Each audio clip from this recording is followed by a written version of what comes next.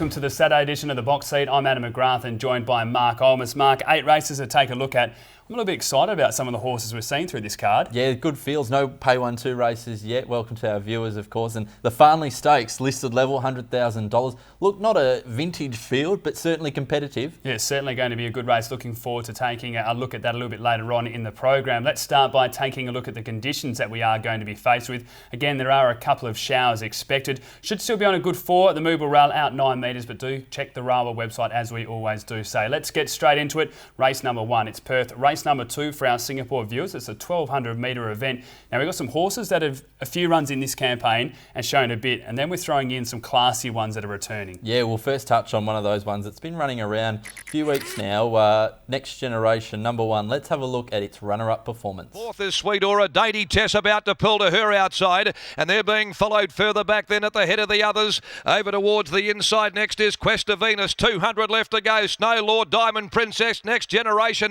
Now Sweet Aura called upon. She's closing the margin. Dainty Tess can't go on. Sweet Aura taken to the lead by Pike on the outside of Next Generation, and too good for them. Sweet Aura beat Next Generation. This was a nice run by Next Generation. We put Sweet Aura obviously in some top class at the moment with the way that she's been running and beating horses like Dainty Tess and these going around. So it was a strong performance, but I still don't know if we give this horse the credit it maybe deserves. I look at this field and I still struggle to put it in my 4. I've only just fitted it in. Now, I think the 1,200 metres is a bit of a cross. I think this horse goes better at 1,000 with some speed in the race, but you can't argue with the recent form lines. Beaten 3 lengths by Sweet Aura and then beaten a long neck by Sweet Aura, as you saw in that replay. I think I've found the key to this horse, and it is to follow the fence in the straight. He gets out into open ground. He sort of gets a bit lost, but his win 5 starts ago when he won was right up the inside and he scooted home very nicely. And even last start, he held to the inside and made up good ground on Sweet Aura, which is no mean feat. Barrier 7, it looks like a really hard task to get to that spot on the track. Yeah, it certainly is going to be a tough one for the galloper. Number 2 there, Speeding Comet as well returns. It raced in the Karrakatta and the WA size back in the autumn and ran well. Simon Miller's just bringing back his big guns. We saw Caipirinha return on Wednesday. Just needed that performance and it'll be playing a big part at Ascot. And as for this horse, Speeding Comet, a very talented gelding who's had the 5 starts, already won $84,000. Just look at the form lines. Beaten a long head by the river, 1.5 by the river and 2.5 by Whispering Brook. They are superior form lines. The recent trial was good. Take note, we've seen it with another horse, this is going to be Coletta. This horse didn't trial with blinkers. The blinkers are on for this race. I think this horse just wins. Yeah, very speedy from the inside barrier as well, Adam. Number 4, Elegant Blast. It wears the same colours as Speeding Comet. Will wear the white cap, of course. Hasn't had a trial, but it's only 2 starts. Has been very impressive, winning both of them. I should probably not say a horse is just going to win when you've got Elegant Blast in the field, because she has been very impressive. This filly by Black Friars, as you said, 2 from 2 so far. She went out as a $3.80 and a $1.75 favourite. Got the job done on both occasions and still did a bit wrong as well. This is a horse that is going to get further, is bred to do that and can certainly play a part first up here over the 1,200 metres. But I'm going to go with number 2, Speeding Comet. Staying with the colours, number 4, Elegant Blast. 8, Nashville Cat, which is impressive victory last start, and number 1, Next Generation. I've got the same trifecta, Adam. Number 2 on top, Speeding Comet. 4, Elegant Blast. 8, Nashville Cat. And the 3, Rising Sea. Race number 2 at Belmont Park. It is Perth race number 4 for our Singapore viewers, a maiden over the 1,200 metres, and we've been saying it each Saturday, but clearly this initiative of having a $30,000 race on a Saturday is working a treat. Another capacity field. Yeah, full field and a lot of chances, Adam. Number 3, Count Carla. Let's have a look at its performance. Last start running 2nd at Northam. After El Wadi going up outside of Count Carla, searching for a run back and behind heels at the moment. Down on the inside is Cash Count, and they're followed further back by Gravy, Marble King and Miss Dundee together. Now he pulls the whip on the Count Carla with 150 to go. Near the inside, it's still Miss Dundee. Count Carla taking a long time to get to it. I don't think it will. It's still on the inside, Miss Dundee, and Miss Dundee. This horse does no wrong. It just doesn't win. Again, loomed up and looked as though it was going to get the chocolates, but keeps falling short. I spoke to Dion Luciani about the galloper. He feels like it almost doesn't try. It just sort of cruises up, has a bit of fun, and then when it gets there, goes, well, that was good. Now we'll put the cue in the rack and have a bit of a relax. So the horse has got a couple of issues, but no doubt it's got potential. Beaten a length by Count Tomozov. The Jebel Musa form's good, as is Knuckle Down, and even that last run. The question mark here has to be barrier 15. They put the shadow roll on, but again, I don't think you can rule this horse out. Yeah, the trial was good at the start of the prep as well, but you have a look at that run. You didn't see it in the replay, but if you go back further towards the early stages, it was a bit keen with the blinkers on there, and It didn't settle until the latter stages, and I guess that showed in the end when he didn't really have a sprint. So it'll be interesting to see how he goes from barrier 15. It might be perfect for him to flop out the back and just run on strongly. We've also got in the race number 11, Miss Iconic, another one from the Simon Miller yard. Could be a big day for the stable again. Yeah, it might be. And I remember after this run, we said follow 2 horses. The first was Miss Iconic, the second was Wargod. Of course, Wargod beat at home. Wargod has held that form up by winning since on a Thursday meeting.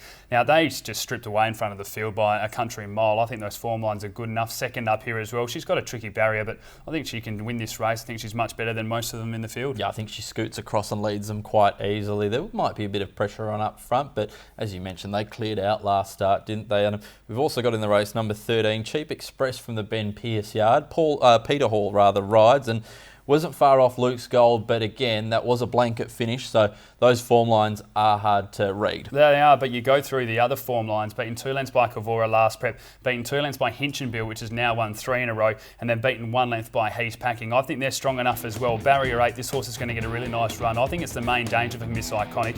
I think it certainly can play a part. 7 career starts for the 3 placings, but I'll go with the mare, the 5-year-old number 11, Miss Iconic, from 13, Cheap Express, 2 Gravy, and 1 Foxinator.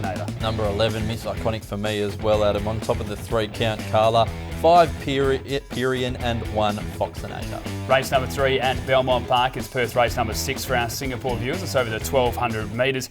Bit of midweek form here, mixing with some Saturday form, mixing with some Esperance form, and then you've got a race. Yeah, and a Saturday class. Don't forget Broome as well with Danehill Matilda. Yeah, then there's a couple of Saturday form lines as well there, so interesting race to read. Number 2, Travelling though, last start, the seas parted for him. They all wanted to get off the fence, and it shot up the inside to win. Strong values. Patrimonio is following it through as they come along to the 300, and further back down the outside came Crown Lawyer. Capanda reached the lead, tackled by Crusoe. Travelling now starts to get a wriggle on it. It's Travelling dashing through from Strong Values. Patrimonio. Crusoe's out wider, followed by Crown Lawyer. Travelling in front though, close to home, and it's too good for them in the last. Travelling beat Crusoe nearly a nice run there by Travelling. I mentioned straight after the race to Jim Taylor, I said, I know the horse goes well at the 1,000, but why do you keep going back to it when this horse races so well after 1,200? We talked about the stats are, but 5 starts now over 1,200 metres, 3 victories in a third, and he said, maybe I'll just have to stay there now, and I'm really glad they've done that again. Barrier 4, the 58 kilos, this horse is going to get a gun run.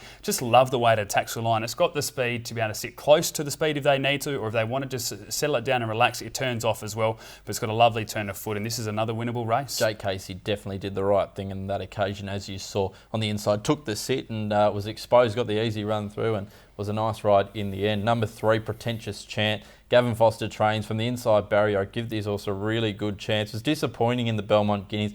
I just don't think he gets the mile, and I don't think he got that class either, but he's a big chance here. Put a line through that run, and the other form line suggests that this horse can win. The only reason why I don't have it on top is just we're going in a little bit blind. We haven't seen it since June. I mean, it's only been a little freshen up, but you still like sometimes just to get a bit of a guide. But that win at Bunbury was impressive. The win at Belmont was very nice, and then the form lines around Desi's Dream and Mystic Maid are strong enough as well. So I think Pretentious Chant from barrier 1 just needs a little bit of luck, but this horse can definitely win. Could be one to watch the markets as well. Gavin Foster and his stable don't mind a play, and if the money comes for it, I dare say the horse will be cherry right. We've also got in there number 5, Patrimonio. Now, we keep talking about this horse, but yeah, those form lines are starting to be questioned. Yeah, we keep saying the same thing. A sucker horse this horse may be. Runs on nicely, puts in some nice performances, but very hard to catch. Was beaten 1.8 lengths by Travelling, gets a 1.5 kilo swing. That outside barrier again, we'll just be able to sit there, run on. I think we'll be seeing a nice 3rd or 4th again. Indeed we will. Adam, who have you got on top? Number 7 there? Yeah, number 7, Bomber Bay. It's dragged me in again. The shadow roll, the noseband, comes off, the blinkers go on, and it actually jumped out of the barriers, which is a massive positive. It's best, it just wins. Number 7 on top from 4, Crusoe. Number 2, Travelling, and 3, Pretentious Chant. I'm going with the 3 on top, Pretentious Chant. From the 2, Travelling. Number 5, Patrimonio, and 6, She Rules All. Race number 4 at Belmont Park. It's Perth. Race number 8 for our Singapore viewers. It's over the 1,650 metres.